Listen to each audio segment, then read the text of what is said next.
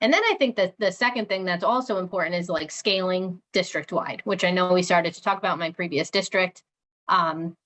Because when we're talking about this whole framework, at the heart of all of it is equity, right? And making sure all students receive what they have. And if one school does this and then their neighborhood school down the street doesn't, I don't think that's achieving our end goal either. So I think the work does need to start small. So I think it makes sense to start in one building if that's where you're at, but then making sure that that expands.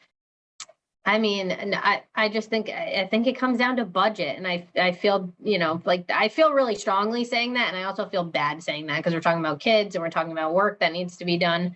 But I just find that it's such a budgetary constraint. Like I think everyone wants to have the coaches, right? But it's just allotting that time and resource into actually hiring. COVID hit, and then other things take priority for whatever reason, and I think part of that is because the work, and I mean this in the best way, but it doesn't happen overnight. It's not fast paced, and it can't be.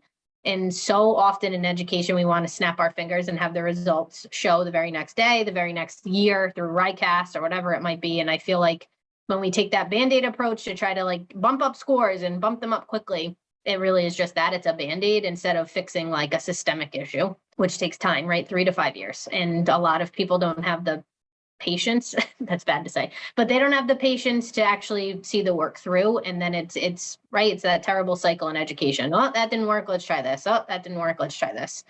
And I think that's where we lose buy-in, and we lose a lot of money too that way. So I think it's really just having the right district to commit to it and to say, like, to the school committee, to the residents, to the teachers, we will not see results right away. We will not. You might see a quick bump, right? If you implement tier 1 and had nothing prior to that, you might see a quick bump, and then it's going to level out, and then it takes time.